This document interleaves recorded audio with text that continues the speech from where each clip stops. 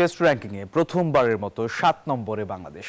আর test চ্যাম্পিয়নশিপের point তালিকায় টাইগাররা এখন পঞ্চম স্থানে। সিলেটে পাকিস্তানকে ধবল ধুলাই করে এমন বসন্ত বাতাসে ভাসছে লাল সবুজের দল। ম্যাচ শেষে টাইগার অধিনায়ক জানান, বাংলাদেশ দল এখন অনেক পরিণত। আর পাকিস্তান অধিনায়কের কণ্ঠে ঝরল রাজ্যের হতাশা। সিলেট টেস্টের পঞ্চম দিনটা ছিল রোমাঞ্চে ভরপুর।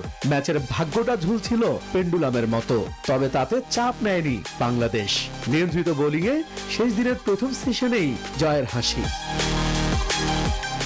ম্যাচ শেষে ফুরফুরে মেজাজে অধিনায়ক নাজমুল হোসেন শান্ত জানালেন, কঠিন পরিস্থিতিতে নিজেদের আবেগ নিয়ন্ত্রণ করতে পারছে টাইগাররা।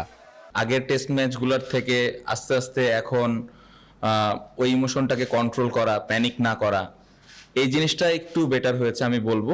বাট এই জায়গাটাতে আরেকটু ইমপ্রুভমেন্টের দরকার আছে। বড় দলগুলো হয়তো আরো কাম থাকে, বাট এই জায়গাটাতে ইমপ্রুভ হয়েছে। সো এই জায়গা থেকে আমি খুশি ক্যাপ্টেন হিসেবে।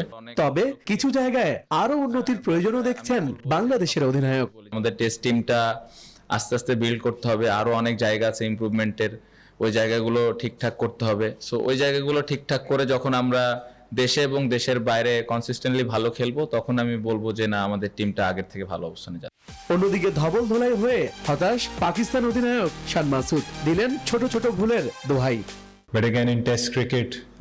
টেস্ট ক্রিকেটে আপনি যে কোনো ভুলের জন্যই শাস্তি পাবেন। এই ফরম্যাট খুবই কঠিন এবং এখানে 5 দিন ধরে ধারাবাহিকভাবে ভালো খেলতে হয়।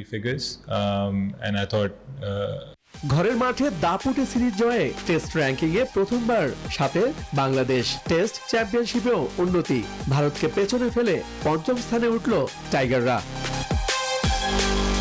ইশতিয়াক দীপু, নিউজ 24।